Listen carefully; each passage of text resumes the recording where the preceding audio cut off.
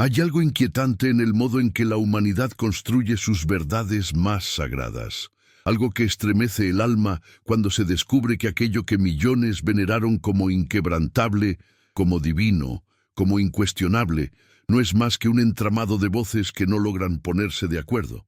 Y sin embargo, la fe persiste. La fe persiste porque el miedo la alimenta. Porque hay algo en el corazón humano que prefiere creer antes que dudar, que prefiere la certeza cómoda antes que la verdad incómoda. Pero ¿qué pasa cuando esa certeza comienza a resquebrajarse, cuando las grietas se hacen visibles, cuando los testigos que debían sostener el milagro comienzan a contradecirse unos a otros como si cada uno hubiera presenciado un evento distinto? ¿Qué queda entonces? ¿Qué permanece cuando la base misma del relato se vuelve inestable? Spinoza lo sabía con una claridad que le costó todo: su excomunión, su destierro, su nombre borrado de las sinagogas y las iglesias, su obra quemada en plazas públicas. Porque Spinoza no vino a consolar, vino a rasgar el velo. Y lo que encontró detrás no fue un Dios de amor eterno y misericordia infinita, sino un entramado humano, demasiado humano, tejido con miedo, poder y la necesidad desesperada de controlar aquello que no puede controlarse: la verdad. Porque la verdad, esa cosa salvaje e indómita, no se somete a la autoridad, no se arrodilla ante los dogmas, no cierra los ojos ante las contradicciones. La verdad exige ser mirada de frente, aunque arda. Y aquí estamos, siglos después, mirando un relato que debió ser sagrado, infalible, divino, y descubriendo que no hay dos testigos que coincidan, que Mateo dice una cosa y Lucas otra, que Marcos omite lo que Juan enfatiza, que Pablo, quien nunca conoció a Jesús en vida, construye una teología que los evangelistas parecen desconocer. Y sin embargo, se nos ha dicho que esto es palabra de Dios. Se nos ha dicho que dudar es pecar. Se nos ha dicho que preguntar es traicionar. Pero ¿qué clase de Dios necesita que sus seguidores cierren los ojos para creer? ¿Qué clase de verdad teme ser examinada? ¿Qué clase de fe se construye sobre el silencio forzado de las preguntas? Quizás tú, que estás aquí en este momento, en tu ciudad, en tu rincón del mundo, bajo tu propia luz del día o la oscuridad de tu noche, has sentido esa inquietud, ese temblor silencioso que recorre el alma cuando algo que se creía eterno comienza a parecer frágil. Si es así, escribe en los comentarios desde qué país y ciudad nos acompañas, qué hora es allí donde estás, porque este no es un viaje solitario. Somos miles, quizás millones, esparcidos por el planeta, todos buscando lo mismo: un atisbo de verdad en medio del ruido, un momento de claridad en medio de la confusión.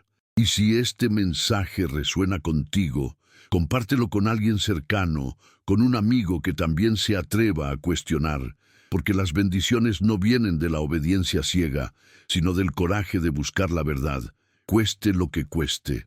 Los evangelios nos cuentan la historia de Jesús, nos cuentan sus milagros, sus palabras, su muerte, su resurrección.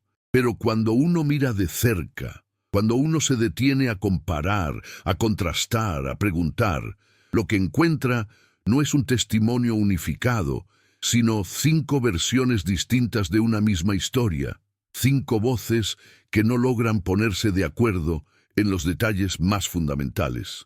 Y aquí es donde Spinoza entra como un rayo que ilumina lo que todos prefieren mantener en sombras. Porque Spinoza no pregunta si los evangelios son inspirados o no. Spinoza pregunta algo mucho más simple y mucho más devastador: si estos textos son testimonio de un evento histórico, ¿por qué los testigos no coinciden? Mateo escribe para los judíos. Su evangelio está lleno de profecías cumplidas, de genealogías que buscan demostrar que Jesús es el Mesías prometido.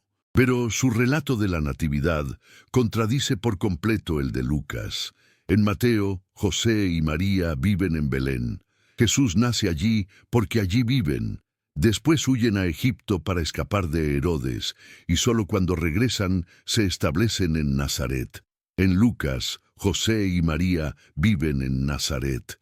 Viajan a Belén por un censo romano, Jesús nace allí por casualidad, y luego regresan a Nazaret sin huida, sin Egipto, sin persecución.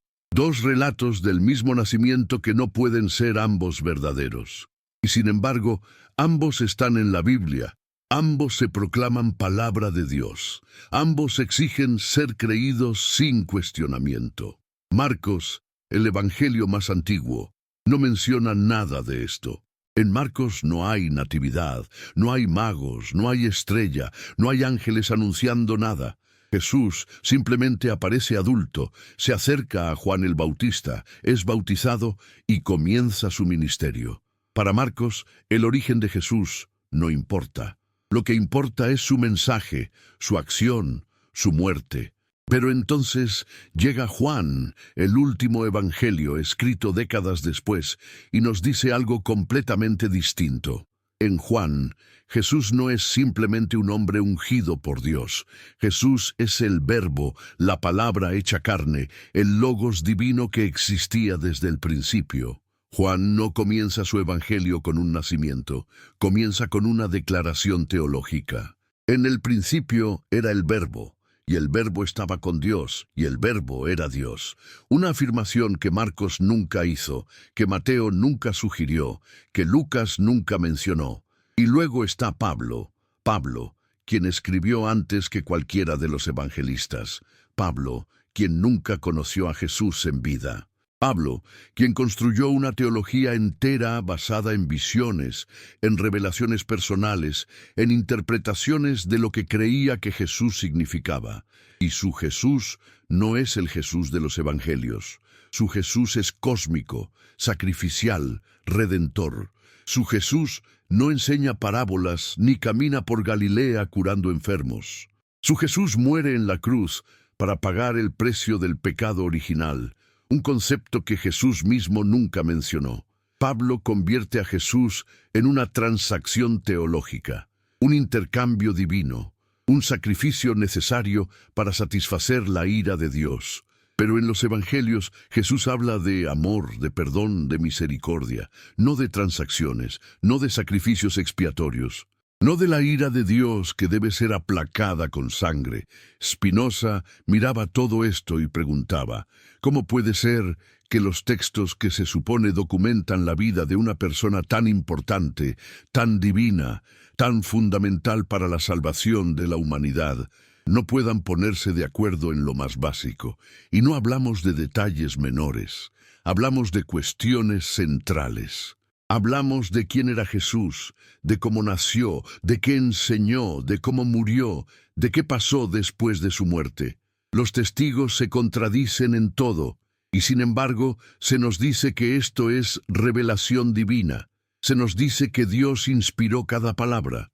Se nos dice que dudar de esto es dudar de Dios mismo. Pero ¿qué clase de Dios inspira contradicciones? ¿Qué clase de verdad divina necesita que sus seguidores ignoren las inconsistencias? ¿Qué clase de fe se construye sobre la base de no mirar demasiado de cerca? Spinoza no aceptaba eso. Spinoza no podía aceptar eso, porque para Spinoza, Dios no era un titiritero que manipulaba textos para confundir a la humanidad. Dios era la naturaleza misma, la razón misma, la verdad misma. Y la verdad no se contradice. La verdad no se oculta. La verdad no necesita que la defendamos cerrando los ojos ante lo evidente. Los evangelios nos cuentan la crucifixión. Todos coinciden en que Jesús fue crucificado. Pero cuando uno examina los detalles, cuando uno compara los relatos, lo que encuentra es un caos narrativo. En Marcos, Jesús muere gritando, Dios mío, ¿por qué me has abandonado? Un grito de desesperación, de angustia, de duda, un grito tan humano que estremece. Pero en Lucas, Jesús muere en paz, diciendo, Padre, en tus manos encomiendo mi espíritu. No hay desesperación, no hay duda, hay confianza, serenidad, aceptación. En Juan, Jesús muere simplemente diciendo, consumado es. Una declaración de cumplimiento, de misión completada. 3 versiones distintas de las últimas palabras de Jesús. 3 estados mentales completamente diferentes. 3 relatos que no pueden ser todos verdaderos al mismo tiempo. Y luego está la resurrección. El evento central del cristianismo, el milagro que lo sostiene todo. Sin resurrección no hay cristianismo. Pablo mismo lo dijo: si Cristo no resucitó, vana es nuestra fe. Pero cuando uno lee los relatos de la resurrección, lo que encuentra no es un testimonio coherente, sino un entramado de versiones incompatibles. En Marcos, las mujeres van a la tumba, encuentran la piedra removida, ven a un joven vestido de blanco que les dice que Jesús ha resucitado, y huyen aterrorizadas sin decirle nada a nadie. Así termina el Evangelio original de Marcos, sin apariciones, sin encuentros con el Jesús resucitado, solo miedo y silencio.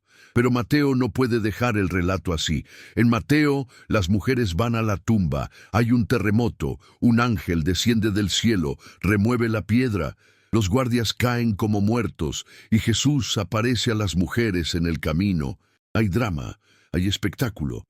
Hay intervención divina visible. En Lucas, las mujeres van a la tumba, encuentran la piedra removida, entran y no encuentran el cuerpo. 2 hombres con vestiduras resplandecientes aparecen y les anuncian la resurrección. Luego Jesús aparece a 2 discípulos en el camino a Emaús, pero ellos no lo reconocen hasta que parte el pan. En Juan, María Magdalena va sola a la tumba, la encuentra abierta, corre a avisar a Pedro y al discípulo amado. Ellos van y ven, luego María se queda llorando y Jesús le aparece, pero ella piensa que es el jardinero hasta que él dice su nombre. 4 relatos del mismo evento. 4 versiones que no logran ponerse de acuerdo en quién fue a la tumba, cuántos ángeles había, si hubo terremoto o no, si los guardias estaban o no, si Jesús apareció inmediatamente o días después, si fue reconocido de inmediato o no. Y estas no son diferencias triviales, estas son contradicciones fundamentales que ponen en duda la historicidad misma del evento. Porque si estos fueran testimonios legítimos de un hecho real, deberían coincidir en lo esencial. Los testigos pueden discrepar en detalles menores, pero no en la estructura misma del evento. Spinoza veía esto y se preguntaba, ¿por qué la Iglesia insiste en que estos textos son inerrantes cuando claramente no lo son? ¿Por qué se amenaza con la excomunión, con la hoguera, con el destierro a quienes señalan lo obvio? ¿Por qué el poder religioso necesita que la gente no lea, no compare, no piense? Y la respuesta, para Spinoza, era clara. Porque la fe que se basa en la ignorancia es más fácil de controlar que la fe que se basa en la verdad. Porque un pueblo que cree sin cuestionar es un pueblo que obedece sin resistir. Porque el miedo a perder el control es más fuerte que el amor a la verdad. La Iglesia no teme a la herejía, la Iglesia teme a la pregunta, porque la herejía es externa. Puede ser combatida, puede ser quemada en la plaza pública, puede ser extirpada con violencia, pero la pregunta es interna. La pregunta surge en la mente de cada creyente. La pregunta no puede ser quemada. La pregunta solo puede ser silenciada con miedo, con amenazas, con la promesa de condenación eterna para quienes osen dudar. Y Spinoza no aceptaba ese miedo. Spinoza no aceptaba que la verdad tuviera que ser defendida con mentiras. Spinoza no aceptaba que Dios necesitara guardianes humanos que ocultaran las contradicciones de los textos sagrados. Y aquí, en este momento, mientras lees esto, mientras estas palabras entran en tu mente y comienzan a mover algo que quizás estaba dormido, te pregunto, ¿por qué seguimos creyendo que dudar es traicionar? ¿Por qué seguimos pensando que la fe verdadera es la que no hace preguntas? ¿Por qué hemos aceptado que la religión es un edificio que se derrumba si alguien examina sus cimientos? Porque si algo es verdaderamente divino, si algo es verdaderamente de Dios, debería poder soportar cualquier escrutinio. Debería poder resistir cualquier pregunta. Debería poder sobrevivir a la luz del análisis sin necesitar que sus defensores cierren los ojos y tapen los oídos.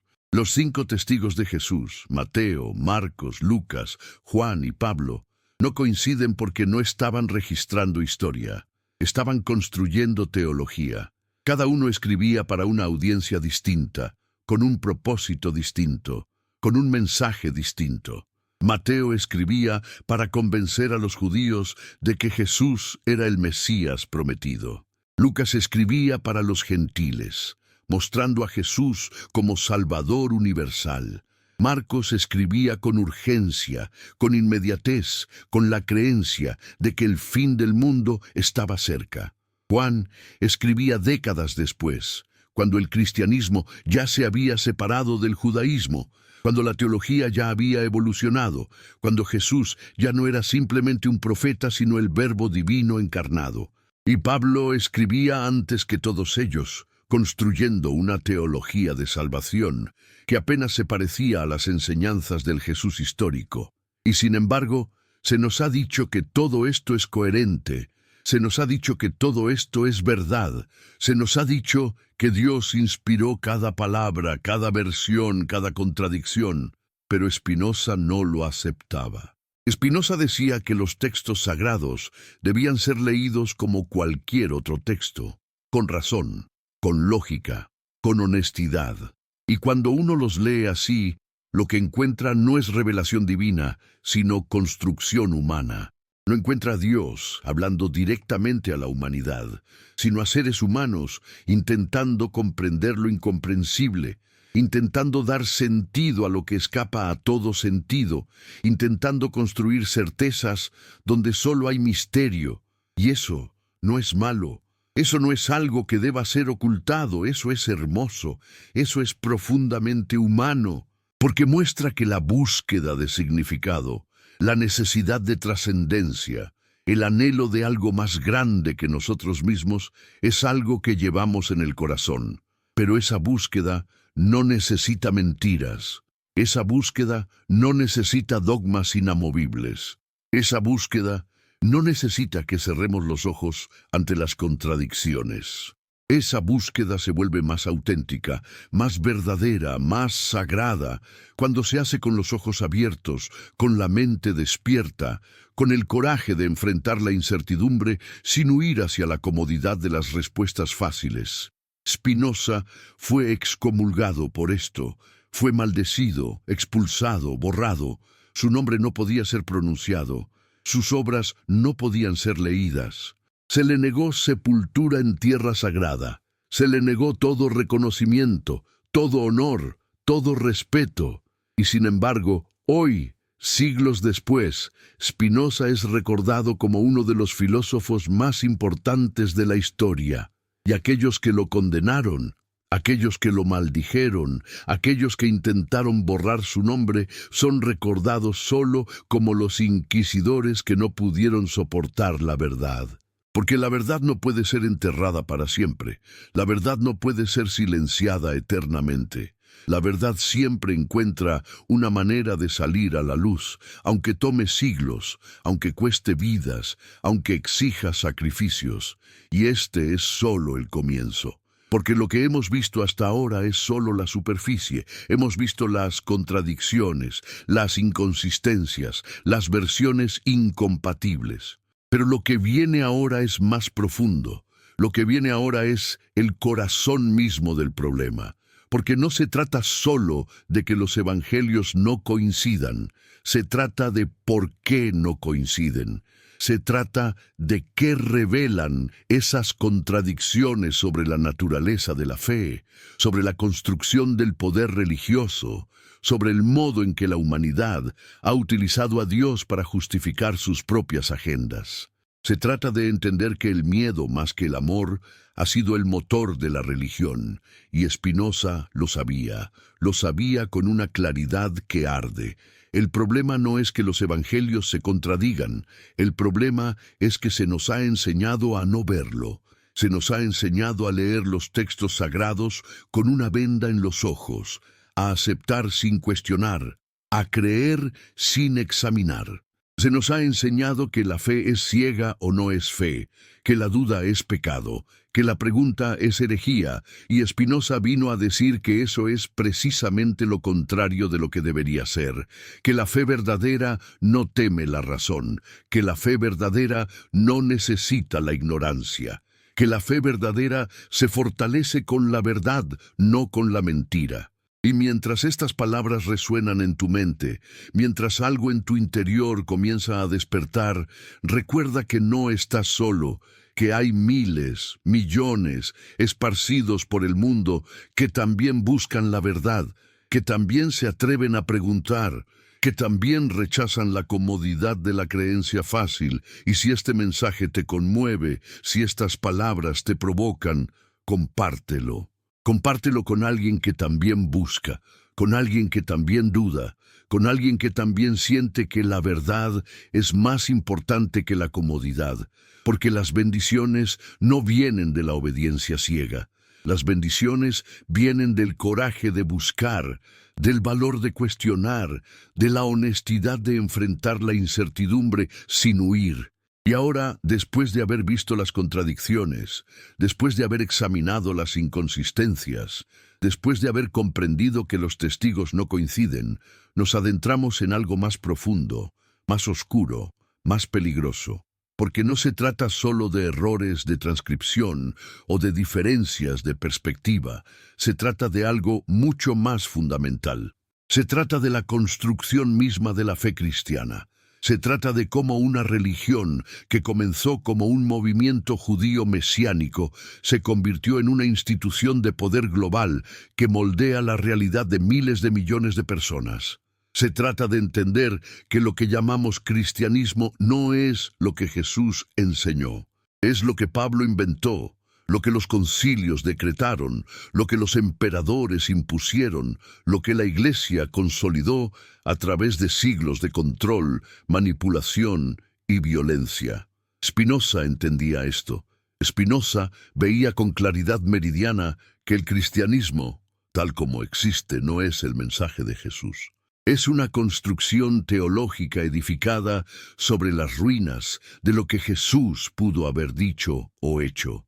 Y esa construcción no fue accidental, fue deliberada, fue estratégica, fue diseñada para servir a propósitos que nada tienen que ver con la verdad o la espiritualidad.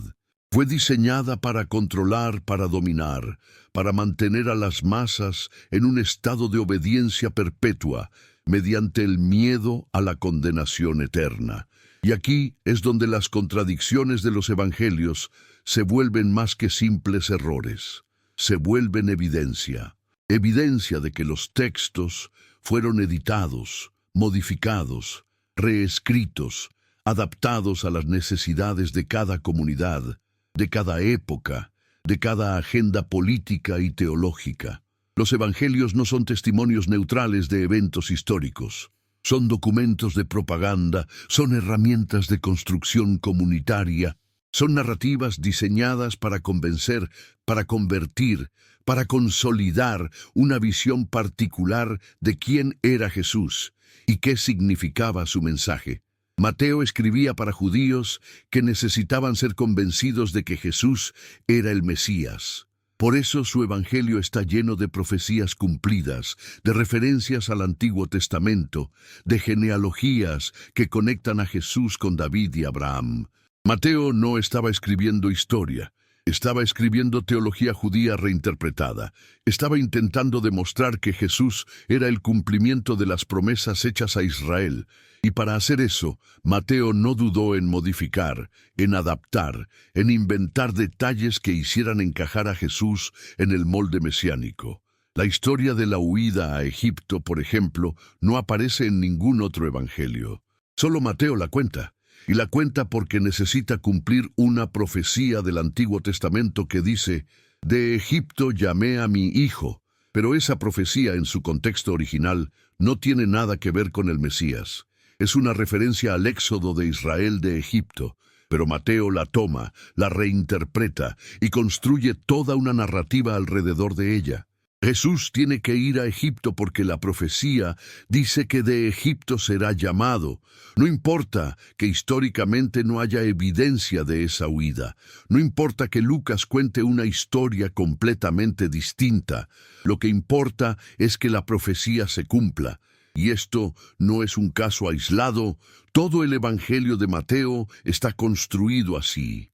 Jesús nace de una virgen, porque Isaías dice que una virgen concebirá. Aunque la palabra hebrea original no significa virgen, significa simplemente mujer joven. Pero la traducción griega usó la palabra que significa virgen, y Mateo la tomó literalmente y construyó toda la doctrina de la concepción virginal sobre esa mala traducción. Jesús nace en Belén, porque Miqueas dice que de Belén saldrá el que gobernará a Israel. Aunque históricamente Jesús era conocido como Jesús de Nazaret, no Jesús de Belén. Pero Mateo necesita que nazca en Belén. Entonces inventa la residencia de José y María allí. Lucas, por otro lado, escribe para gentiles.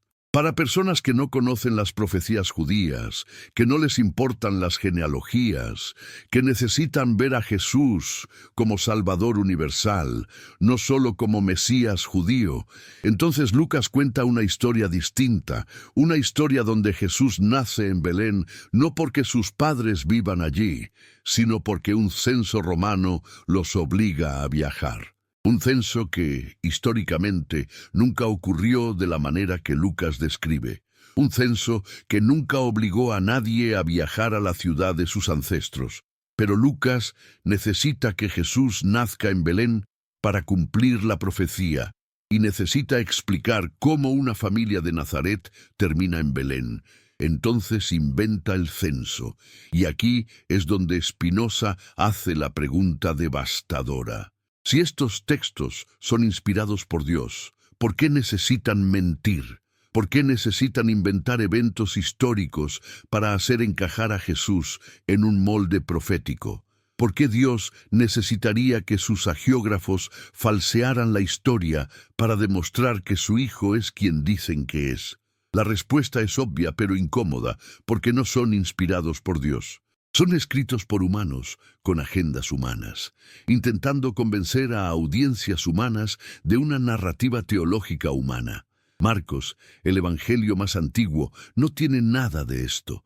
En Marcos no hay nacimiento virginal, no hay infancia, no hay magos, no hay estrella. Jesús simplemente aparece adulto y comienza su ministerio.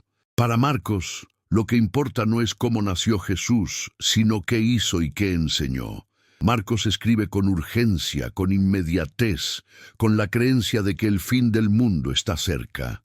Jesús mismo, en Marcos, dice que algunos de los presentes no morirán antes de ver el reino de Dios llegar con poder, una profecía que evidentemente no se cumplió, pero que revela la expectativa apocalíptica de la comunidad de Marcos. Y luego está Juan, que escribe décadas después, cuando el cristianismo ya se ha separado del judaísmo, cuando la teología ya ha evolucionado, cuando Jesús ya no es solo un profeta o un Mesías, sino algo mucho más grande. Juan no comienza su evangelio con un nacimiento, comienza con una declaración metafísica. En el principio era el Verbo, y el Verbo estaba con Dios, y el Verbo era Dios. Juan convierte a Jesús en una entidad cósmica, en la encarnación del Logos divino, en el principio creador mismo. Un concepto que los otros evangelistas nunca mencionan, que Jesús mismo nunca afirma en los sinópticos, que representa una evolución teológica radical.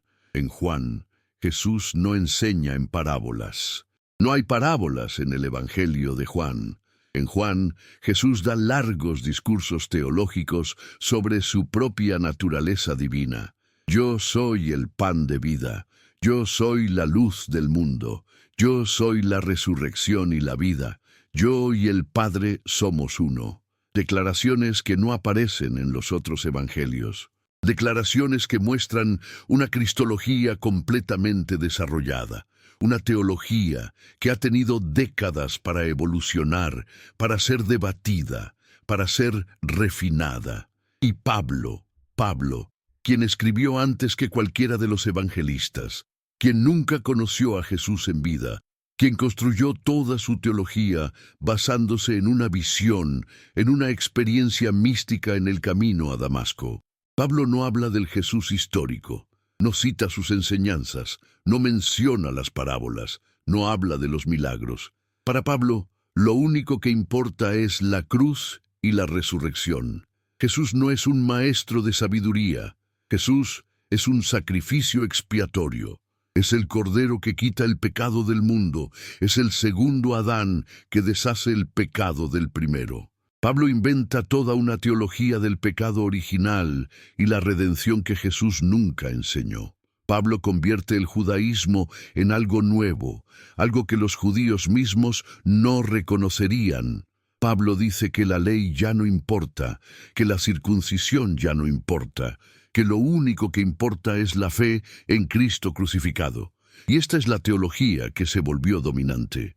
Esta es la teología que definió el cristianismo, no las enseñanzas de Jesús sobre el amor al prójimo, sobre la justicia social, sobre el reino de Dios presente aquí y ahora, sino la teología de Pablo sobre la expiación, sobre la salvación por fe, sobre la gracia divina que perdona el pecado a través de la sangre de Cristo. Spinoza veía todo esto y se preguntaba: ¿cómo puede ser que la religión que lleva el nombre de Jesús esté basada principalmente en las ideas de un hombre que nunca lo conoció? ¿Cómo puede ser que Pablo, quien escribió décadas antes de los Evangelios, tenga más influencia en la teología cristiana que las palabras atribuidas al propio Jesús?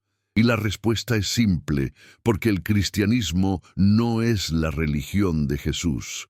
Es la religión sobre Jesús. Es una construcción teológica edificada después de su muerte, moldeada por las necesidades de las comunidades que la adoptaron, adaptada a los contextos políticos y culturales en los que se expandió. Y las contradicciones de los evangelios no son errores, son evidencia de ese proceso, son marcas del trabajo humano, de la edición humana, de la agenda humana.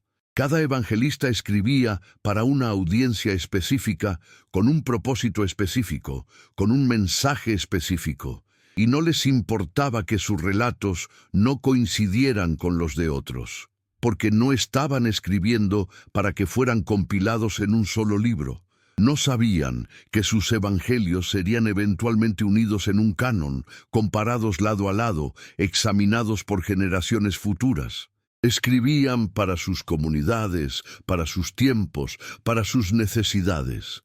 Y la Iglesia, cuando finalmente compiló el canon, cuando decidió qué textos eran sagrados y cuáles no intentó resolver las contradicciones, simplemente las ignoró.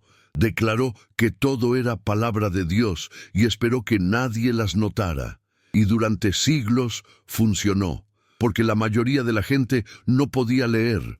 Los textos estaban en latín, un idioma que solo los educados conocían, y la Iglesia controlaba la interpretación. La Iglesia decía qué significaban los textos, y nadie podía cuestionarlos sin arriesgar su vida. Pero luego vino la imprenta y la Reforma, y la traducción de la Biblia a lenguas vernáculas, y de repente la gente podía leer por sí misma, podía comparar, podía preguntar. Y algunos, como Spinoza, no solo preguntaban, respondían, con lógica, con razón, con honestidad brutal. Spinoza dijo que los textos sagrados debían ser leídos como cualquier otro texto, sin privilegios, sin excepciones, con las mismas herramientas de análisis que se aplicarían a cualquier documento histórico. Y cuando uno hace eso, cuando uno lee los evangelios como documentos históricos en lugar de revelación divina, lo que encuentra es un proceso humano de construcción teológica. Encuentra autores con agendas, comunidades con necesidades, editores con propósitos. Encuentra contradicciones, inconsistencias, invenciones. Y eso no es blasfemia, eso es honestidad, eso es verdad. Y la verdad no destruye la fe. La verdad destruye la fe ciega, la fe dogmática, la fe que se basa en mentiras, pero puede dar nacimiento a algo más profundo, algo más auténtico, algo más sagrado. Una fe que no necesita certezas absolutas. Una fe que puede convivir con la duda, una fe que no teme la pregunta, una fe que se fortalece con la verdad en lugar de colapsarse ante ella. Porque ¿qué clase de Dios necesita mentiras para ser creído? ¿Qué clase de verdad divina no puede soportar el escrutinio? ¿Qué clase de fe se construye sobre la base de ocultar contradicciones, de silenciar preguntas, de amenazar con condenación eterna a quienes osan dudar?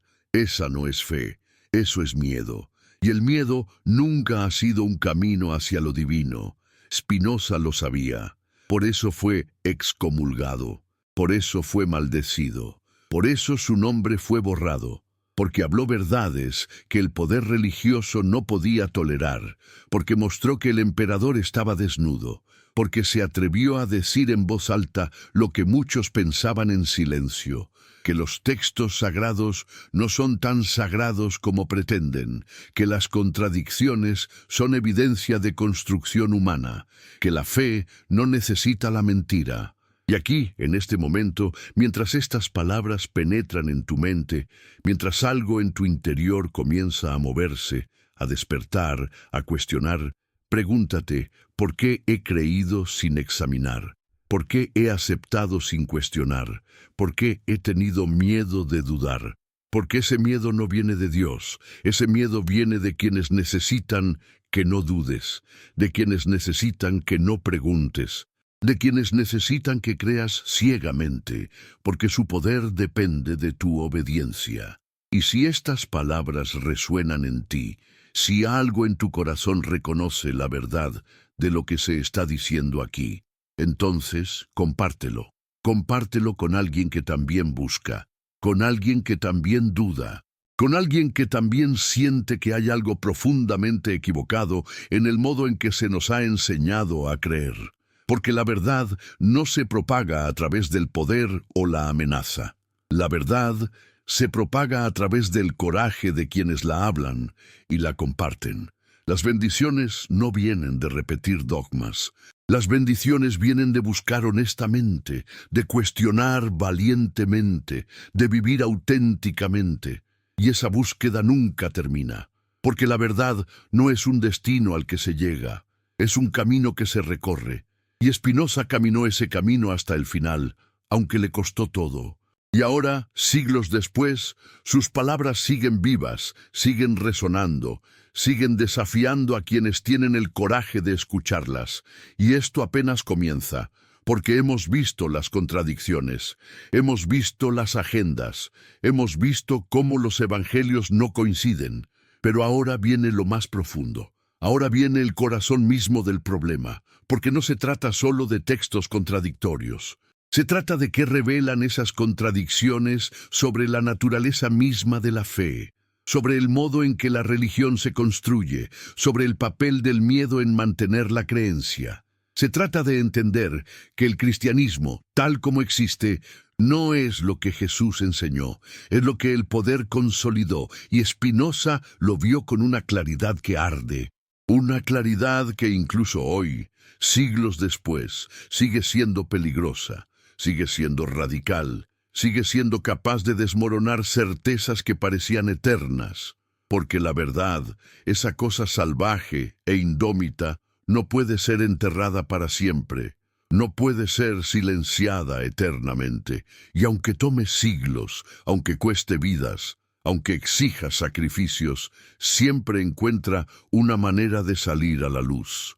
Siempre encuentra voces que la hablen, siempre encuentra mentes que la reconozcan. Y tú, ahora, en este momento, eres parte de esa cadena, parte de esa búsqueda, parte de ese despertar. Y eso no es coincidencia, eso es elección. La elección de abrir los ojos en lugar de cerrarlos, la elección de preguntar en lugar de aceptar, la elección de buscar la verdad, cueste lo que cueste.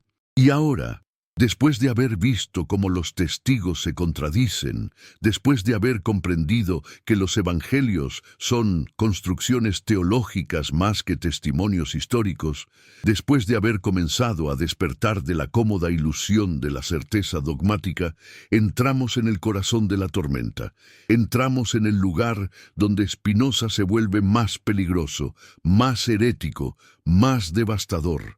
Porque hasta ahora hemos hablado de contradicciones en los textos. Ahora hablaremos de la contradicción fundamental que sostiene todo el edificio de la fe cristiana. Hablaremos del miedo como fundamento, del miedo como motor, del miedo como la verdadera base sobre la que se construyó la religión que domina a Occidente. Spinoza no vino a consolar. Spinoza vino a rasgar el velo, y lo que encontró detrás no fue amor, no fue misericordia, no fue gracia divina. Encontró poder humano utilizando el nombre de Dios para controlar, para dominar, para mantener a las masas en un estado de terror existencial. Encontró una maquinaria teológica diseñada no para liberar, sino para esclavizar, no para iluminar, sino para oscurecer. No para revelar la verdad, sino para ocultarla bajo capas y capas de dogma, ritual y amenaza. Y aquí es donde la pregunta se vuelve insoportable. Si Dios es amor, como proclaman las iglesias, ¿por qué la religión ha sido históricamente un instrumento de terror? Si Jesús vino a traer paz, ¿por qué el cristianismo ha sido responsable de guerras, inquisiciones, cruzadas, genocidios? Si el mensaje es de perdón, ¿por qué la doctrina central es la de condenación eterna? Si el cielo es para los creyentes, ¿por qué el infierno ocupa tanto más espacio en la teología que el paraíso? ¿Por qué se habla más del castigo que de la recompensa? ¿Por qué se amenaza más de lo que se promete? La respuesta es simple y terrible. Porque el miedo es más efectivo que el amor para controlar a las personas. El amor inspira, motiva, transforma, pero no controla. El amor no obliga, el amor no somete. El miedo sí, el miedo paraliza, el miedo domestica. El miedo convierte a personas pensantes en rebaños obedientes. Y la Iglesia lo supo desde el principio. Lo supo cuando Pablo comenzó a predicar la doctrina del pecado original, la idea de que todos nacemos condenados, culpables antes de haber hecho nada, manchados por la transgresión de un ancestro mítico en un jardín mítico comiendo de un árbol mítico. Spinoza miró esa doctrina y preguntó, ¿qué clase de justicia condena a alguien por el pecado de otro? ¿Qué clase de Dios amoroso crea seres humanos ya condenados, ya perdidos, ya destinados al infierno, a menos que acepten una doctrina específica sobre un sacrificio específico, en un lugar específico, en un momento específico? ¿Qué clase de universalidad divina depende de haber nacido en el lugar correcto, en el tiempo correcto, con acceso a la información correcta? ¿Y qué pasa con todos los que nacieron antes de Jesús, o en lugares donde nunca llegó el cristianismo, o en culturas que tenían sus propias tradiciones espirituales? Están todos condenados porque no tuvieron la suerte de nacer en la geografía y la cronología correctas. La teología cristiana tiene respuestas para esto, por supuesto. Tiene doctrinas sobre el limbo, sobre la salvación retroactiva, sobre la gracia preveniente. Tiene elaboradas construcciones intelectuales diseñadas para resolver el problema, pero todas esas construcciones comparten algo en común. Todas comienzan con la premisa de que la humanidad está condenada por defecto. Todas comienzan con el miedo. Todas comienzan con la idea de que necesitamos ser salvados de algo terrible y solo hay una manera de lograrlo. Y esa es la lógica del control.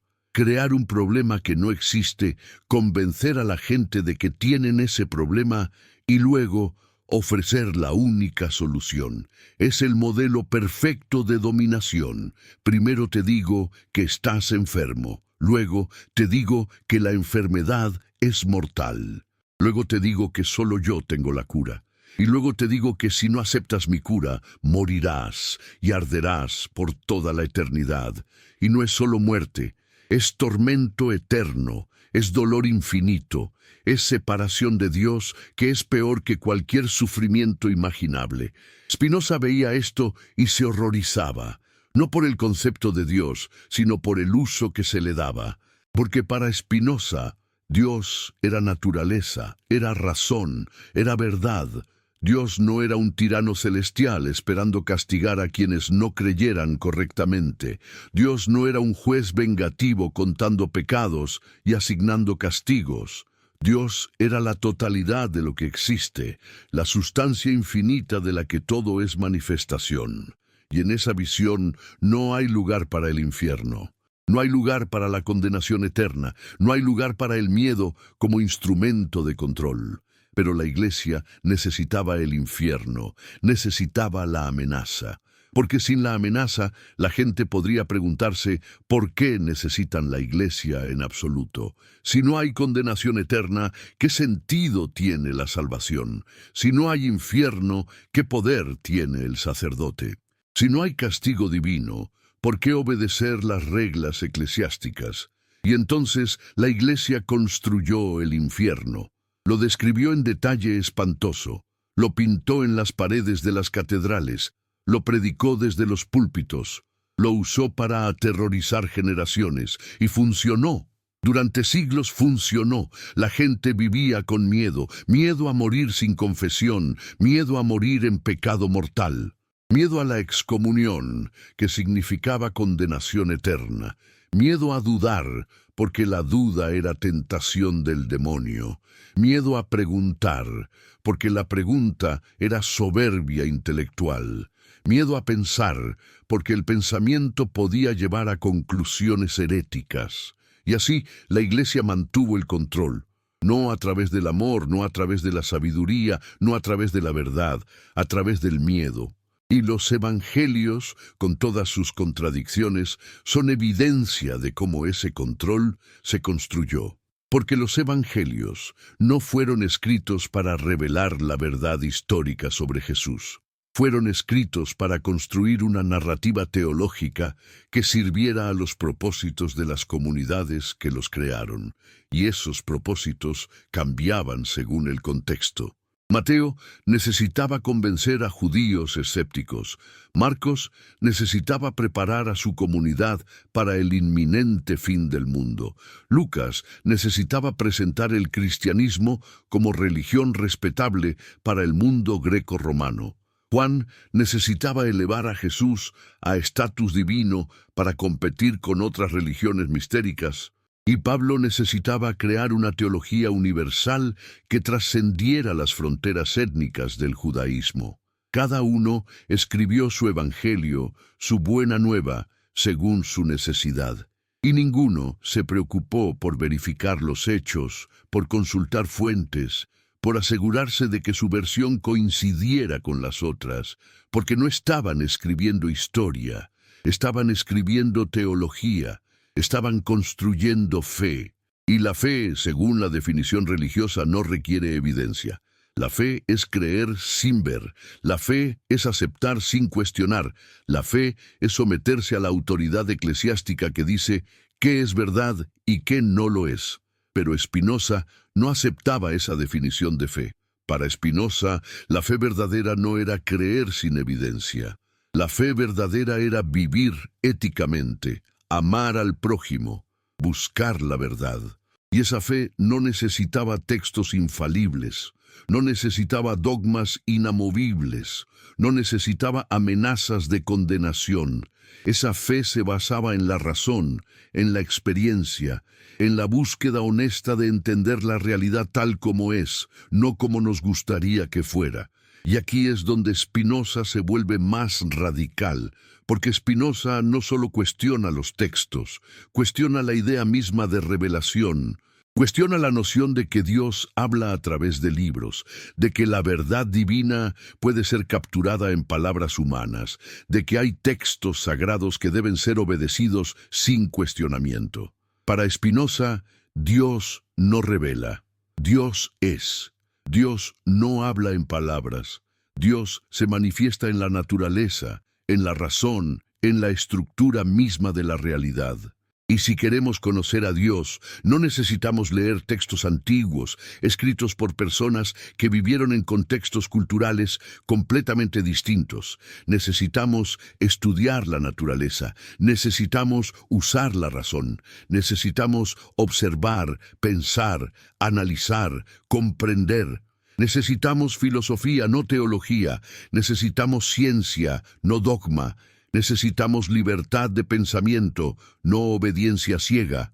Esta idea era y sigue siendo explosiva, porque si Spinoza tiene razón, si la verdad sobre Dios no está en los textos sagrados, sino en la naturaleza misma, entonces toda la estructura del poder religioso se derrumba. Entonces, no necesitamos sacerdotes que interpreten los textos. No necesitamos iglesias que medien entre nosotros y lo divino. No necesitamos sacramentos que nos salven del pecado. No necesitamos dogmas que nos digan qué creer. Todo eso se vuelve obsoleto, innecesario, una construcción humana que puede ser desechada sin pérdida alguna. Y la Iglesia lo supo inmediatamente. Por eso Spinoza fue excomulgado, por eso su obra fue prohibida, por eso su nombre no podía ser pronunciado, porque Spinoza no estaba atacando un dogma en particular, estaba atacando el fundamento mismo del poder religioso. Estaba diciendo que toda la estructura que la Iglesia había construido durante siglos, toda la teología, toda la doctrina, todo el control, estaba basado en una mentira. La mentira de que Dios necesita intermediarios. La mentira de que la verdad divina está contenida en textos específicos. La mentira de que la salvación depende de creer correctamente en lugar de vivir correctamente. Y las contradicciones de los evangelios son la prueba. Si estos textos fueran realmente palabra de Dios, no se contradirían. Si fueran realmente revelación divina, coincidirían en lo esencial. Si fueran realmente inspirados por un ser omnisciente y perfecto, no contendrían errores históricos, inconsistencias narrativas, anacronismos evidentes, pero los contienen. Los contienen porque son documentos humanos, escritos por personas con limitaciones humanas, agendas humanas, errores humanos. Y reconocer eso no es destruir la fe, es purificarla. Es liberarla de las mentiras que la han corrompido. Es permitir que emerja algo más auténtico, más verdadero, más sagrado. Una espiritualidad que no necesita textos infalibles. Una fe que no depende de dogmas inamovibles. Una relación con lo divino que no requiere miedo, amenaza, control. Pero para llegar a eso hay que atravesar el fuego. Hay que enfrentar la posibilidad de que todo lo que nos enseñaron sea falso. Hay que tener el coraje de dudar de lo que siempre creímos cierto. Hay que estar dispuestos a perder las certezas cómodas en busca de verdades incómodas. Y eso no es fácil, es aterrador, porque las certezas nos dan seguridad, las certezas nos dan identidad, las certezas nos dan comunidad. Y dejarlas ir significa quedarse solo, al menos por un tiempo, en un espacio de incertidumbre, donde no hay respuestas fáciles, donde no hay garantías, donde no hay nadie que nos diga qué pensar. Pero ese espacio de incertidumbre es también el espacio de la libertad. Es el espacio donde el pensamiento genuino se vuelve posible. Es el espacio donde la búsqueda real de verdad puede comenzar. Porque mientras estemos atados a dogmas, mientras estemos limitados por textos que no podemos cuestionar, mientras estemos controlados por el miedo a la condenación, no estamos realmente buscando la verdad. Estamos buscando confirmación, estamos buscando validación, estamos buscando seguridad. Spinoza eligió la verdad sobre la seguridad, eligió la libertad sobre la certeza, eligió la honestidad intelectual sobre la comodidad social y pagó el precio. Fue excomulgado, rechazado, marginado, Vivió en pobreza, puliendo lentes para sobrevivir. Murió joven, enfermo, solo, pero murió libre. Murió habiendo dicho la verdad. Murió sabiendo que había vivido con integridad, que no había cedido ante el miedo, que no había vendido su pensamiento por aceptación o poder. Y ahora, siglos después, Spinoza es reconocido como uno de los más grandes filósofos de la historia. Sus ideas, que fueron tan peligrosas en su tiempo que tenían que ser susurradas en secreto, ahora se enseñan en universidades. Sus libros, que fueron quemados por heréticos, ahora son estudiados como obras maestras del pensamiento occidental. Su nombre, que fue maldecido y borrado, ahora es venerado. Porque la verdad no puede ser enterrada para siempre. La verdad siempre resurge. Siempre encuentra voces que la hablen, siempre encuentra mentes que la reconozcan, y cada generación tiene que elegir de nuevo entre la comodidad de la mentira y el desafío de la verdad, entre el miedo y la libertad, entre la obediencia y el pensamiento crítico. Y tú, ahora, en este momento, estás en ese punto de elección. Has visto las contradicciones. Has entendido las agendas, has comenzado a despertar de la ilusión de que los textos sagrados son infalibles. Pero todavía queda el paso más difícil, todavía queda la pregunta fundamental. Si todo esto es construcción humana, si los evangelios no son testimonio histórico, sino teología narrativa, si la doctrina cristiana no es revelación divina, sino invención eclesiástica, entonces, ¿qué queda? ¿Qué permanece? ¿En qué podemos creer?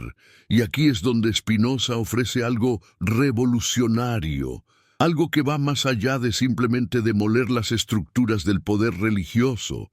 Ofrece una visión alternativa, una espiritualidad que no necesita milagros, una fe que no requiere textos sagrados, una relación con lo divino que se basa en la razón, en la naturaleza, en la ética, en el amor genuino al prójimo, no en el miedo al castigo eterno.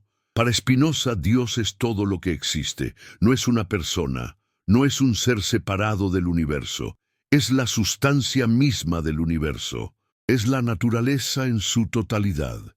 Y conocer a Dios no es cuestión de creer en doctrinas correctas, es cuestión de comprender la naturaleza, de vivir en armonía con ella, de reconocer que somos parte de ella, no separados de ella, de entender que nuestro bienestar está conectado al bienestar de todos los demás seres. Esta visión no necesita iglesias, no necesita sacerdotes, no necesita sacramentos, no necesita textos infalibles. Todo lo que necesita es razón, observación, reflexión honesta, y lo que produce no es obediencia ciega, sino vida ética, no es miedo al castigo, sino amor genuino, no es control externo, sino libertad interna. Y esto es lo que la Iglesia no podía tolerar, porque una espiritualidad que no necesita instituciones religiosas es una espiritualidad que no puede ser controlada. Una fe que se basa en la razón individual en lugar de la autoridad eclesiástica es una fe que no puede ser manipulada. Un Dios que es naturaleza en lugar de un tirano celestial es un Dios que no puede ser usado para amenazar y dominar. Por eso Spinoza fue tan peligroso. Por eso su pensamiento sigue siendo revolucionario incluso hoy, porque ofrece una alternativa radical a la religión del miedo. Ofrece una espiritualidad de la libertad.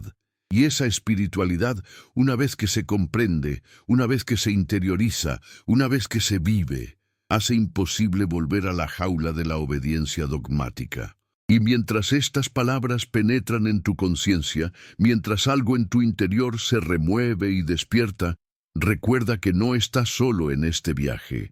Hay miles, millones, esparcidos por el mundo, todos buscando lo mismo que tú buscas: verdad, libertad, autenticidad, todos cansados de las mentiras, de las manipulaciones, del control ejercido en nombre de Dios. Y si estas palabras resuenan en ti, Si reconoces en ellas algo que siempre has sentido, pero nunca has podido articular, entonces compártelas. Compártelas con alguien que también busca, que también duda, que también anhela algo más verdadero que lo que la religión organizada ofrece. Porque las bendiciones no vienen de repetir oraciones sin sentido, no vienen de asistir a rituales vacíos, no vienen de obedecer reglas arbitrarias. Las bendiciones vienen de vivir con integridad, de buscar la verdad honestamente, de amar genuinamente, de pensar libremente, de ser auténtico, y eso no requiere permiso eclesiástico, no requiere mediación sacerdotal, no requiere aprobación institucional, solo requiere coraje, el coraje de ser uno mismo, el coraje de pensar por uno mismo, el coraje de vivir por uno mismo. Y ahora, después de haber visto las contradicciones, después de haber comprendido las agendas, después de haber reconocido el miedo como fundamento del control religioso, nos adentramos en el clímax, en el momento donde todo se cristaliza, donde la verdad emerge con claridad devastadora, donde las certezas se desmoronan y algo nuevo puede nacer. Porque este no es un viaje de destrucción, es un viaje de liberación. No venimos a arrancar la fe de raíz, venimos a liberar la fe de las cadenas que la han aprisionado. No venimos a negar lo sagrado, venimos a rescatar lo sagrado de las manos de quienes lo han profanado usándolo como instrumento de poder. Y Spinoza, ese judío excomulgado, ese filósofo maldito, ese hereje luminoso, nos muestra el camino, no con respuestas fáciles, no con nuevos dogmas que reemplacen a los viejos, sino con preguntas, con la exhortación a pensar, a cuestionar, a buscar, con la invitación a vivir en verdad en lugar de en mentira cómoda, con el recordatorio de que la verdad no puede ser enterrada para siempre, de que el miedo no puede ser el fundamento eterno de la fe, de que la humanidad, tarde o temprano, despierta. Y ahora continuamos adentrándonos en las profundidades de lo que significa que 5 testigos de un mismo evento no logren ponerse de acuerdo. Continuamos explorando lo que eso revela sobre la naturaleza de la fe, sobre la construcción del poder, sobre el modo en que la verdad ha sido secuestrada por instituciones que dicen servirla, pero que en realidad la temen más que a nada. Porque ¿qué teme más la Iglesia? No teme al ateísmo, que puede ser combatido con apologética. No teme a otras religiones, que pueden ser combatidas con misiones. La Iglesia teme a la pregunta honesta formulada desde dentro. Teme al creyente que lee los textos con atención y comienza a notar las grietas. Teme a la mente que se niega a aceptar contradicciones como misterios divinos. Teme a la razón aplicada a lo que se supone debe ser aceptado solo por fe. Y Spinoza encarnaba ese miedo, porque Spinoza no era un ateo que atacaba desde fuera. Spinoza era alguien que conocía los textos íntimamente, que los había estudiado en hebreo y en griego, que entendía las complejidades teológicas, que respetaba la búsqueda espiritual, pero que se negaba a suspender la razón en el altar de la autoridad, que se negaba a llamar sagrado a lo que era evidentemente humano, que se negaba a cerrar los ojos ante lo obvio, que los evangelios no son testimonio coherente, sino construcción teológica diversa y contradictoria. Y esto nos lleva a la pregunta más profunda. Si los evangelios se contradicen tanto, si los testigos no coinciden, si cada autor tiene su propia agenda y su propia versión de quién era Jesús y qué significaba su mensaje, entonces podemos saber algo verdadero sobre el Jesús histórico. Podemos distinguir entre el Jesús que realmente existió y el Cristo de la fe que fue construido después de su muerte. Y la respuesta, incómoda y perturbadora, es que probablemente no, que el Jesús histórico está tan enterrado bajo capas de interpretación teológica que recuperarlo es casi imposible. Lo que tenemos no son biografías objetivas. Son testimonios de fe escritos décadas después de los eventos, basados en tradiciones orales que fueron modificadas, embellecidas, adaptadas según las necesidades de cada comunidad. Lo que tenemos son textos que fueron editados, copiados, traducidos, a veces alterados intencionalmente para servir a propósitos doctrinales. Lo que tenemos son documentos que fueron seleccionados de entre muchos otros, algunos declarados canónicos y otros declarados heréticos, según criterios que tenían más que ver con política eclesiástica que con verdad histórica, y los evangelios que no entraron al canon. ¿Qué hay de ellos? El Evangelio de Tomás, el Evangelio de María Magdalena, el Evangelio de Judas, el Evangelio de Pedro. Todos declarados heréticos, todos excluidos, todos suprimidos. ¿Por qué? Porque contenían enseñanzas que no se alineaban con la ortodoxia que estaba emergiendo, porque presentaban a Jesús de maneras que no servían a los propósitos de los líderes eclesiásticos, porque incluían a mujeres como líderes espirituales, algo que la Iglesia patriarcal no podía tolerar, porque sugerían que la salvación no requería la mediación de instituciones, sino la búsqueda personal de conocimiento espiritual. Spinoza entendía esto. Entendía que el canon no fue establecido por revelación divina, sino por decisión humana, que los concilios que determinaron qué libros eran sagrados y cuáles no estaban motivados por política, tanto como por teología, que la Iglesia consolidó su poder no solo a través de la doctrina, sino también a través del control de los textos, decidiendo qué podía ser leído y qué debía ser destruido. Y esto plantea una pregunta devastadora. Si los líderes de la Iglesia decidieron qué textos eran palabra de Dios, entonces no es Dios quien autoriza a la Iglesia, sino la Iglesia quien autoriza a Dios. No es la revelación divina la que establece la autoridad eclesiástica, sino la autoridad eclesiástica la que establece qué cuenta como revelación divina. Es un círculo vicioso, una tautología, una estructura de poder que se autojustifica. Y una vez que uno ve esto, una vez que uno comprende que todo el edificio está construido sobre esta circularidad, es imposible no cuestionar todo. Es imposible no preguntarse cuánto de lo que se nos ha enseñado como verdad divina es en realidad construcción humana. Es imposible no dudar de la autoridad de instituciones que se han arrogado el derecho de hablar en nombre de Dios sin ninguna justificación externa verificable. Porque piénsalo, ¿cómo sabemos que la Iglesia tiene autoridad para interpretar las Escrituras? Porque la Iglesia dice que tiene esa autoridad. ¿Y cómo sabemos que las Escrituras son palabra de Dios? Porque la Iglesia dice que lo son. ¿Y cómo sabemos que debemos creerle a la Iglesia? Porque las Escrituras dicen que debemos creer en la autoridad que Jesús delegó a Pedro. ¿Y cómo sabemos que Jesús realmente dijo eso? Porque está en el Evangelio de Mateo. ¿Y cómo sabemos que el Evangelio de Mateo es confiable? Porque la Iglesia dice que es palabra de Dios. Y así el círculo continúa, infinitamente, sin ningún punto de apoyo externo, sin ninguna verificación independiente. Spinoza rompió ese círculo.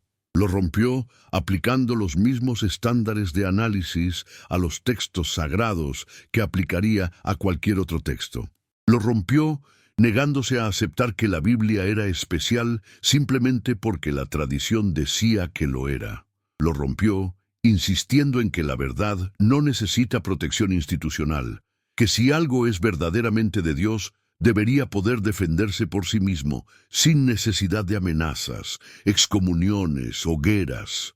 Y lo que encontró al aplicar ese análisis riguroso fue que los textos bíblicos eran profundamente humanos.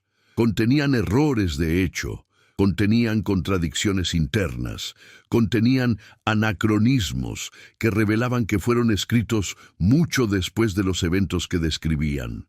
Contenían influencias de las culturas circundantes, mostrando que no eran revelación pura desde el cielo, sino productos de su tiempo y lugar.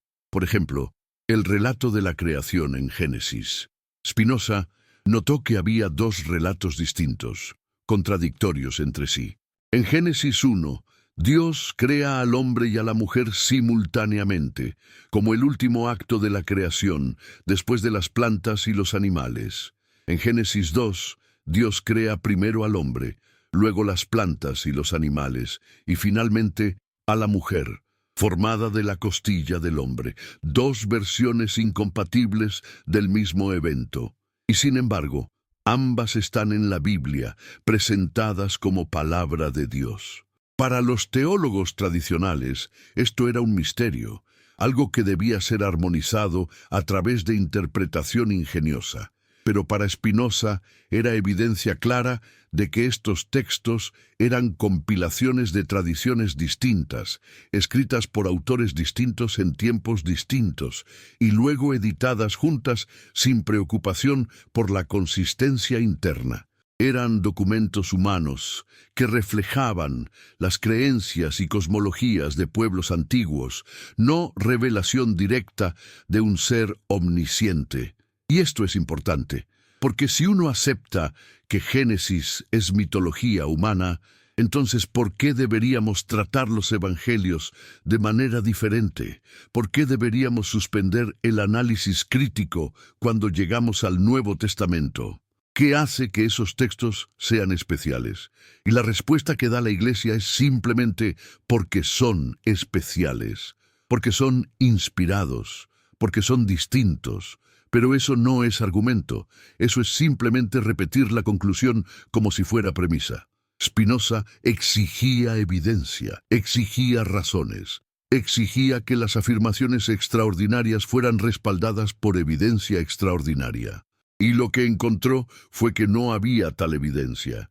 Había tradición, había autoridad, había amenaza, pero no había evidencia, y para una mente racional eso no es suficiente. Y aquí volvemos a los 5 testigos contradictorios: Mateo, Marcos, Lucas, Juan y Pablo. 5 versiones de quién era Jesús y qué significaba. 5 construcciones teológicas que no logran ponerse de acuerdo ni siquiera en los detalles más básicos. Y la Iglesia nos dice que esto es misterio, que es evidencia de la riqueza de la revelación, que cada evangelio nos muestra un aspecto distinto del Cristo multifacético. Pero eso es evasión, es retórica diseñada para evitar la conclusión obvia, que si estos fueran testimonios de eventos reales, coincidirían en lo fundamental. Imagina un juicio. 5 testigos declaran haber presenciado el mismo crimen, pero sus testimonios se contradicen en puntos esenciales. Uno dice que el crimen ocurrió de día, otro de noche. Uno dice que el perpetrador estaba solo, otro dice que había cómplices. Uno dice que la víctima resistió, otro dice que no. Ningún juez aceptaría esos testimonios como confiables. Ningún jurado condenaría basándose en evidencia tan contradictoria. Y sin embargo, cuando se trata de religión, se nos pide que aceptemos testimonios aún más contradictorios como verdad absoluta e inerrable. ¿Por qué? ¿Por qué estándares completamente distintos? ¿Por qué cuando se trata de historia secular exigimos evidencia rigurosa, pero cuando se trata de historia religiosa aceptamos cualquier cosa? Y la respuesta, de nuevo, es miedo. Miedo a perder la fe. Miedo a quedarse sin respuestas. Miedo al vacío existencial que se abre cuando las certezas religiosas se desmoronan. Pero Spinoza nos dice que ese miedo es infundado, que del otro lado del derrumbe de las certezas religiosas no hay vacío, sino libertad, no hay desesperación, sino posibilidad, no hay oscuridad, sino luz, la luz de la razón, la luz de la honestidad intelectual, la luz de vivir en la verdad en lugar de en la ilusión. Y esto no significa abandonar toda espiritualidad, no significa volverse cínico o materialista. Significa construir una espiritualidad más auténtica, una que no necesite mentiras para sostenerse, una que pueda convivir con la incertidumbre, una que se base en la experiencia directa en lugar de en doctrinas heredadas. Para Spinoza, la verdadera religión no era cuestión de creer en proposiciones correctas sobre Dios, era cuestión de vivir éticamente, de amar al prójimo, de actuar con justicia, de buscar la verdad. Y eso no requiere textos infalibles, no requiere dogmas inamovibles, no requiere instituciones autoritarias, solo requiere voluntad de vivir bien, de tratar a otros con respeto, de contribuir al bienestar común. Y esta visión es profundamente amenazante para las estructuras religiosas tradicionales, porque si Spinoza tiene razón, si la verdadera religión es cuestión de ética en lugar de doctrina, entonces todos los debates teológicos son irrelevantes. Entonces no importa si crees en la Trinidad o no, no importa si aceptas la transubstanciación o no, no importa si crees en el nacimiento virginal o no, lo único que importa es cómo vives, cómo tratas a otros, qué clase de persona eres. Y eso es liberador, porque significa que puedes dudar de todos los dogmas, cuestionar todos los textos, rechazar todas las autoridades y aún así ser una persona profundamente espiritual y ética. Significa que no necesitas respuestas definitivas a preguntas metafísicas para vivir una vida significativa. Significa que la incertidumbre no es enemiga de la fe, sino compañera de la humildad genuina. Pero también es aterrador, porque significa que no hay red de seguridad, no hay libro que te diga exactamente qué hacer en cada situación, no hay autoridad que tome decisiones por ti, no hay cielo garantizado si sigues las reglas. Estás solo, con tu razón y tu conciencia, navegando la complejidad moral de la existencia sin mapas claros. Y para muchos, eso es demasiado. Es más fácil tener un libro que te diga qué creer. Es más fácil tener una iglesia que te diga qué hacer. Es más fácil tener certeza, aunque sea falsa, que libertad auténtica. Y por eso las religiones autoritarias siguen prosperando. Por eso la gente sigue llenando las iglesias que prometen respuestas fáciles. Por eso el fundamentalismo crece incluso mientras la evidencia contra él se acumula. Porque el miedo a la libertad es más fuerte que el amor a la verdad. Porque la necesidad de certeza es más poderosa que el deseo de honestidad. Porque enfrentar la realidad tal como es, sin los consuelos de la ilusión religiosa, requiere un coraje que no todos tienen, pero algunos sí lo tienen. Algunos, como Spinoza, están dispuestos a pagar el precio de la verdad. Están dispuestos a ser excomulgados, marginados, rechazados. Están dispuestos a vivir sin las certezas cómodas que la religión ofrece. Están dispuestos a enfrentar la incertidumbre con ojos abiertos y mente clara. Y esos son los que cambian el mundo. Esos son los que empujan a la humanidad hacia adelante. Esos son los que se niegan a aceptar el status quo simplemente porque es tradicional. Esos son los que preguntan las preguntas incómodas. Esos son los que señalan que el emperador está desnudo incluso cuando todos los demás pretenden ver las ropas. ¿Y tú? ¿Dónde estás en este espectro? ¿Estás dispuesto a cuestionar lo que siempre has creído?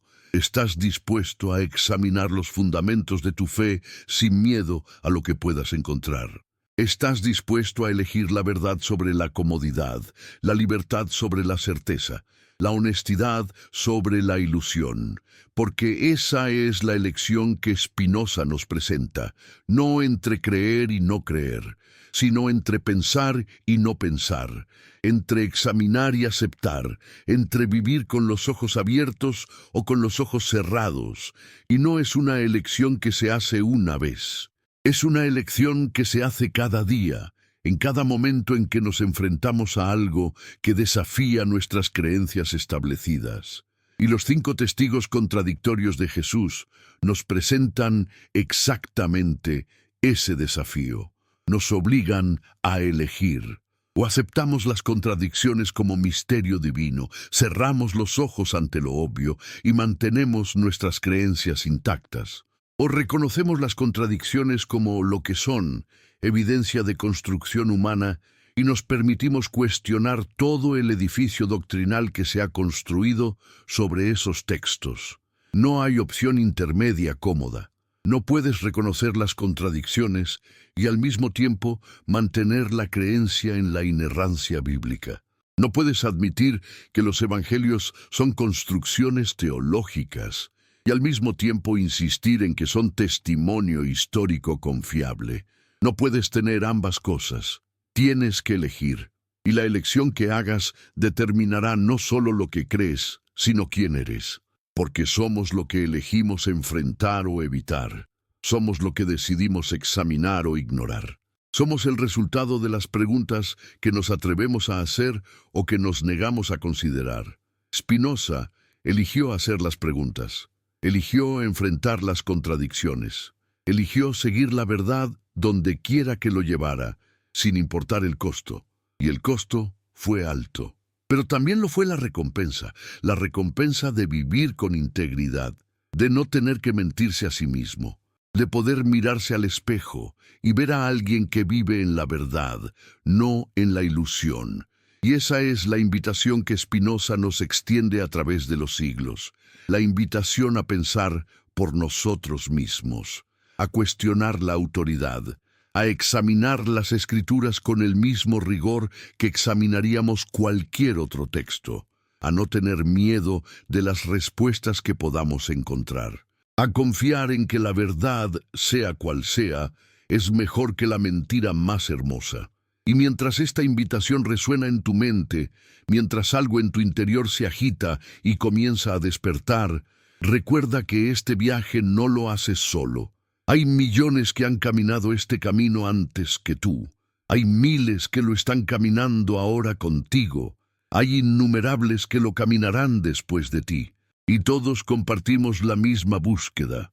La búsqueda de vivir auténticamente, de pensar libremente, de amar genuinamente, sin las cadenas del dogma, sin el miedo al castigo divino, sin la necesidad de certezas absolutas que no existen. Y si estas palabras te conmueven, si algo en tu corazón reconoce la verdad de lo que se está diciendo aquí, entonces no lo guardes para ti. Compártelo. Compártelo con alguien que también busca, que también duda, que también anhela algo más auténtico que lo que la religión organizada ofrece. Porque la verdad se propaga no a través del poder o la amenaza, sino a través del compartir honesto entre personas que valoran la libertad intelectual sobre la conformidad dogmática. Y escribe en los comentarios desde dónde nos acompañas. ¿Desde qué ciudad, qué país, qué rincón del mundo? ¿Qué hora es allí donde estás? Porque este no es un mensaje que pertenece a un lugar o un tiempo. Es un mensaje que trasciende fronteras, que cruza océanos, que conecta a personas de todas las culturas y todos los contextos que comparten una cosa en común: el coraje de cuestionar. Porque las bendiciones no vienen de la obediencia ciega. Las bendiciones vienen del coraje de buscar. Y si tienes ese coraje, si estás dispuesto a emprender este viaje hacia la verdad sin saber exactamente dónde te llevará, entonces ya eres bendecido, ya eres libre, ya estás viviendo la vida auténtica que Spinoza vivió y que invita a todos a vivir. Y ahora, habiendo visto las contradicciones en detalle, habiendo comprendido las agendas teológicas detrás de cada evangelio, habiendo reconocido el miedo como fundamento del control religioso, nos adentramos aún más profundo, nos adentramos en el corazón mismo del problema, en la pregunta que la Iglesia nunca quiere que se formule, la pregunta que, una vez hecha, no puede ser deshecha, la pregunta que cambia todo. Si los evangelios se contradicen porque son construcciones teológicas en lugar de testimonios históricos, entonces, ¿qué sabemos realmente sobre Jesús? ¿Qué podemos decir con certeza sobre el hombre que vivió hace 2000 años en una provincia remota del Imperio Romano? Y la respuesta perturbadora y liberadora a la vez es casi nada con certeza absoluta. Sabemos que probablemente existió. Hay suficientes referencias, tanto en fuentes cristianas como no cristianas, para sugerir que hubo un predicador judío llamado Jesús o Yeshua que fue crucificado bajo Poncio Pilato. Eso parece históricamente sólido. Pero más allá de eso, casi todo está en disputa. ¿Qué enseñó exactamente? ¿Qué hizo exactamente? ¿Cómo se veía a sí mismo? ¿Si realmente afirmó ser el Mesías o si eso fue proyectado sobre él después de su muerte? Todo eso está envuelto en la niebla de la interpretación teológica posterior. Y esto es profundamente significativo, porque significa que el cristianismo no está basado en el Jesús histórico, está basado en el Cristo de la fe, en la construcción teológica que surgió después de la muerte de Jesús, cuando sus seguidores intentaban dar sentido a lo que había pasado, cuando trataban de explicar cómo el Mesías prometido pudo haber sido ejecutado como criminal, cuando necesitaban reinterpretar el fracaso aparente como éxito divino. Y esa reinterpretación fue brillante. Fue una de las hazañas más impresionantes de la creatividad teológica humana, tomar la crucifixión, el modo de ejecución más vergonzoso del mundo romano, reservado para esclavos y criminales, y convertirla en el acto redentor supremo, convertir la debilidad en fortaleza, convertir la derrota en victoria, convertir la muerte en vida. Es magistral, pero es humano. Es profundamente, brillantemente humano, y Pablo fue el arquitecto principal de esa reinterpretación.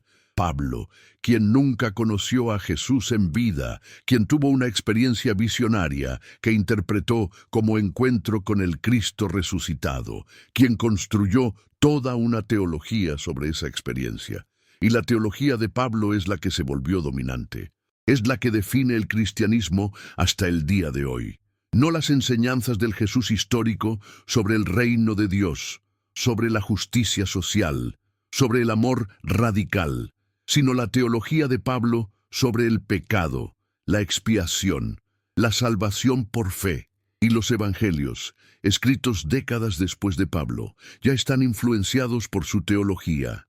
Ya están leyendo la vida de Jesús a través del lente paulino.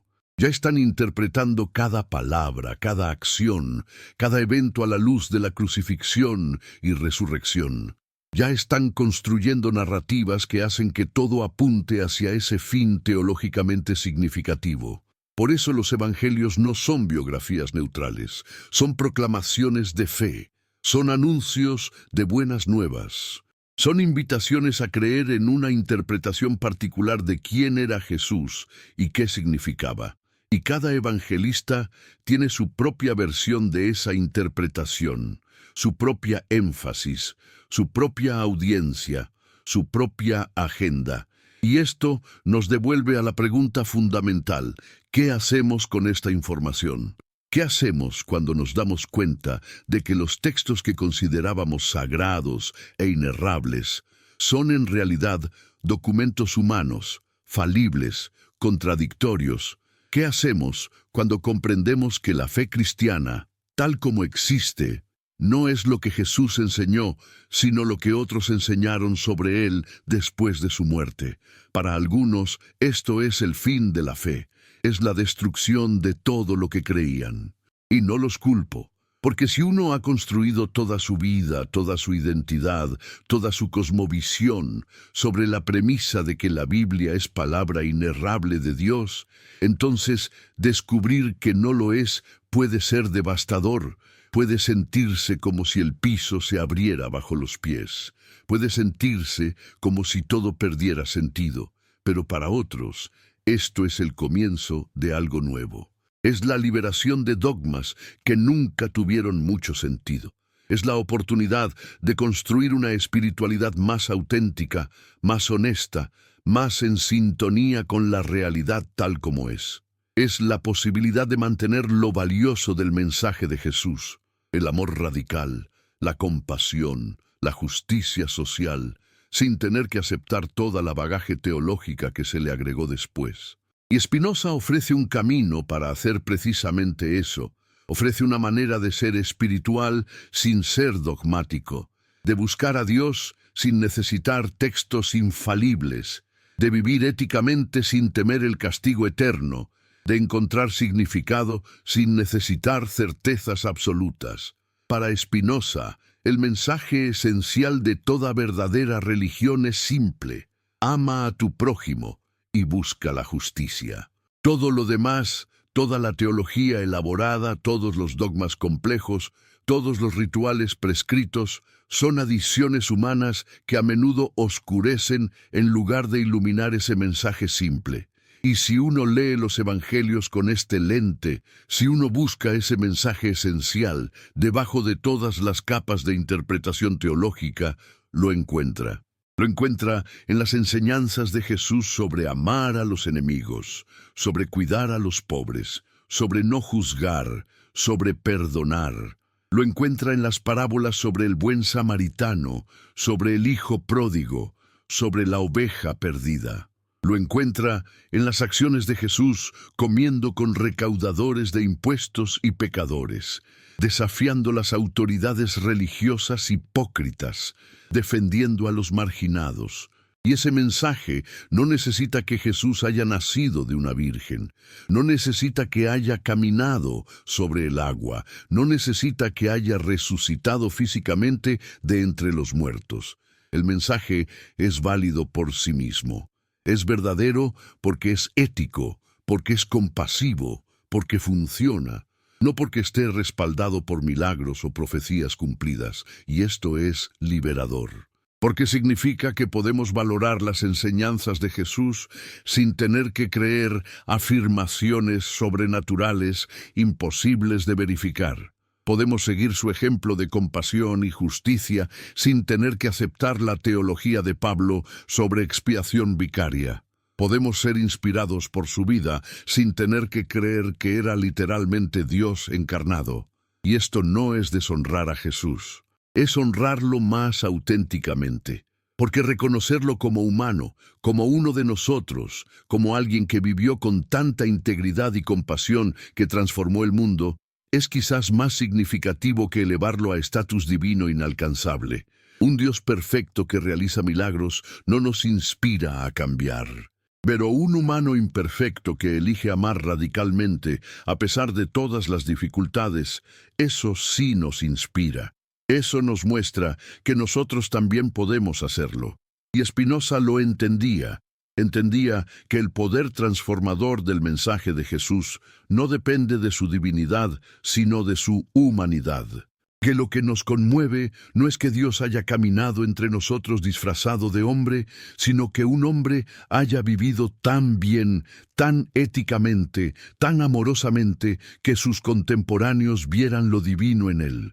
Y quizás esa es la verdadera encarnación, no que Dios se haya convertido literalmente en carne, sino que la carne, cuando vive con integridad radical, revela lo divino.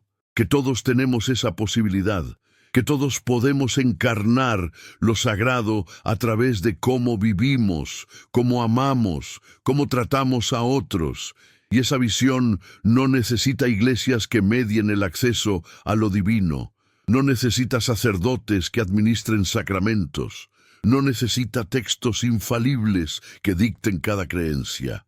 Solo necesita personas dispuestas a vivir con integridad, a actuar con compasión, a buscar la justicia, a amar sin condiciones. Y eso es lo que Spinoza nos invita a hacer, a dejar atrás las estructuras de control religioso, a soltar las certezas dogmáticas que nos han sido impuestas, a liberar la búsqueda espiritual de las cadenas institucionales, a atrevernos a pensar por nosotros mismos, a confiar en nuestra propia experiencia, a construir nuestra propia relación con lo divino sin necesitar permiso o mediación.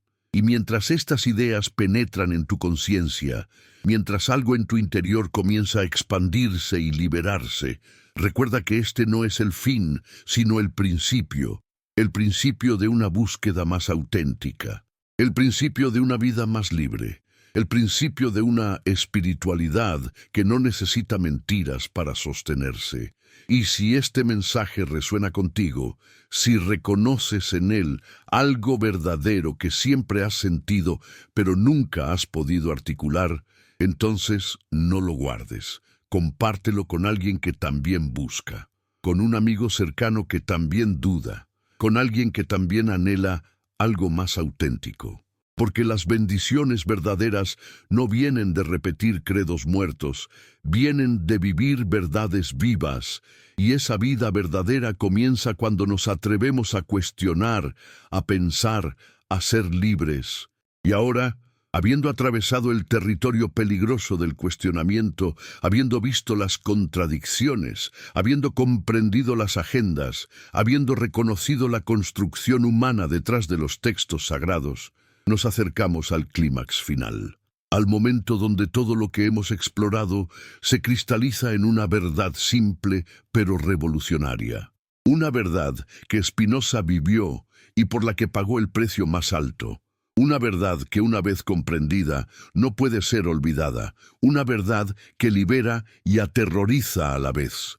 La verdad es esta: no necesitas la religión para ser bueno. No necesitas textos sagrados para vivir éticamente. No necesitas dogmas para encontrar significado. No necesitas instituciones religiosas para conectar con lo divino. No necesitas miedo al infierno para elegir el amor.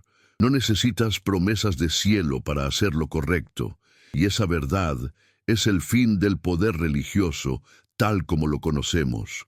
Porque si las personas comprenden que pueden ser espirituales sin ser religiosas, que pueden ser éticas sin ser temerosas, que pueden encontrar significado sin suscribirse a dogmas, entonces, ¿qué poder le queda a la Iglesia? Ninguno. Se vuelve obsoleta, innecesaria, un vestigio de una época cuando la humanidad necesitaba autoridades externas que le dijeran cómo vivir. Pero esa época está terminando. Lentamente, dolorosamente, con mucha resistencia de las estructuras establecidas, pero terminando. Cada vez más personas se dan cuenta de que pueden pensar por sí mismas.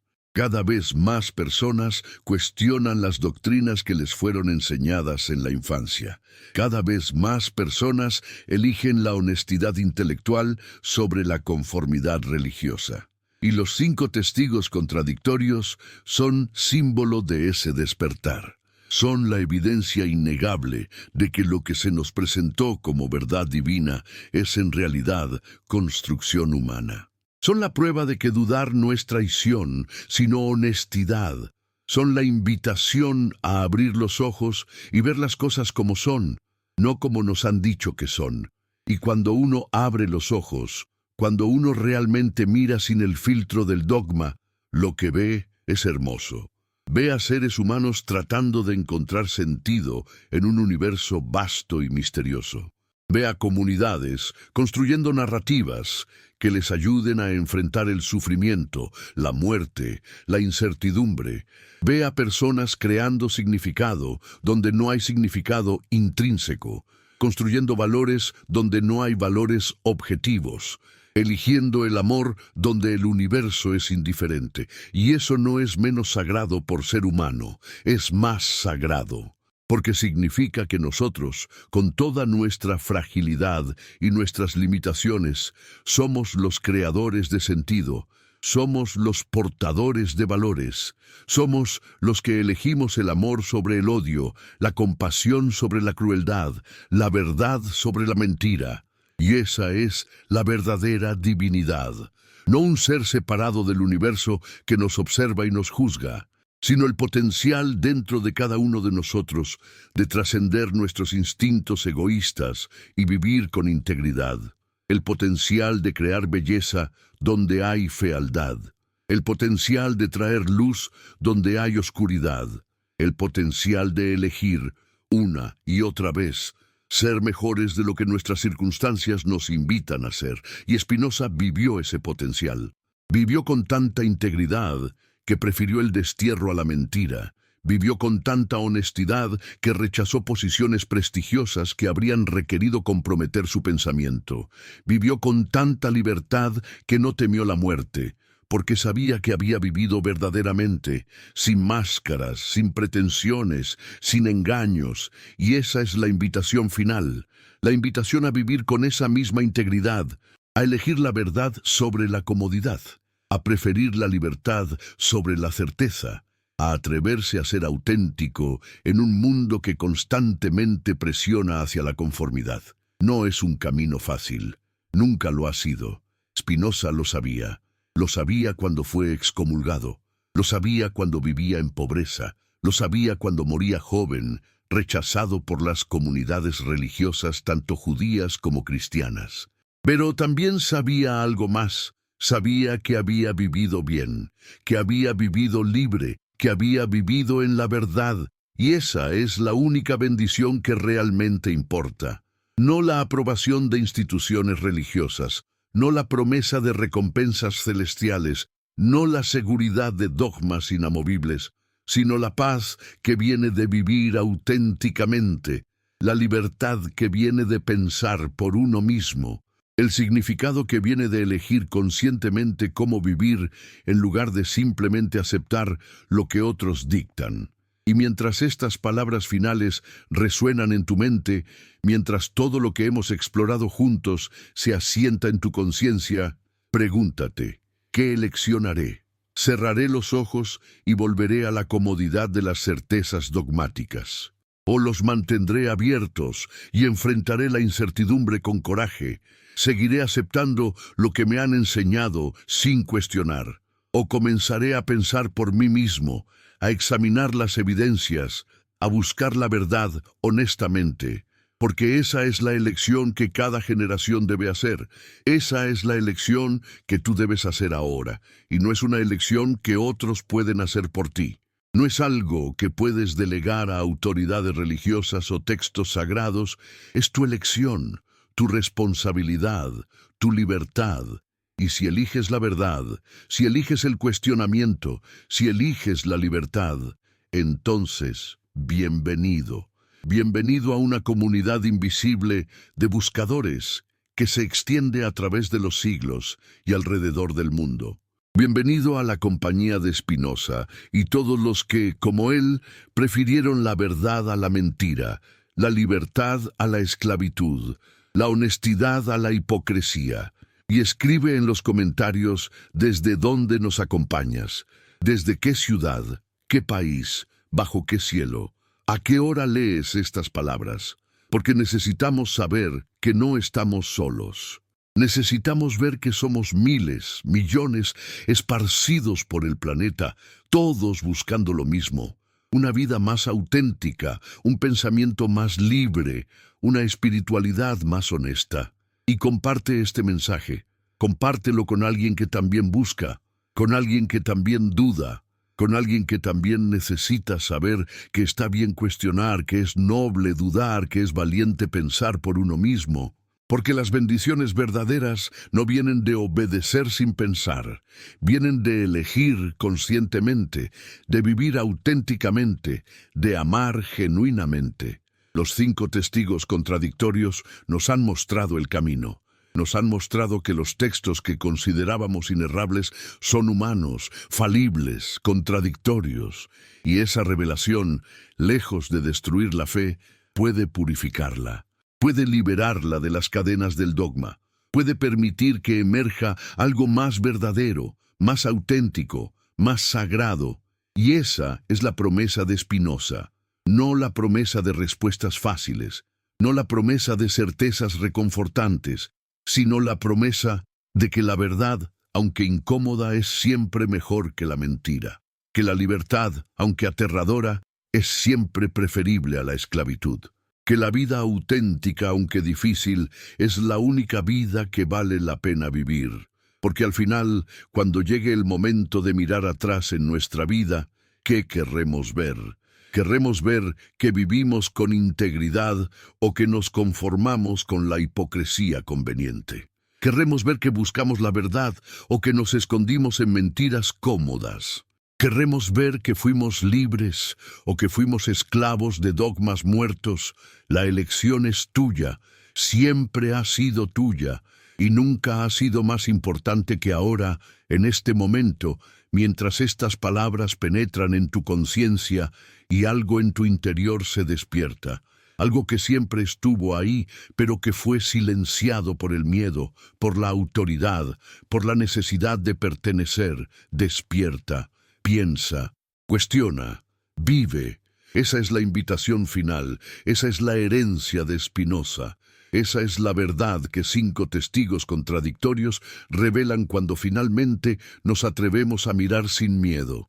Y la verdad, esa cosa salvaje e indómita, nunca puede ser enterrada para siempre.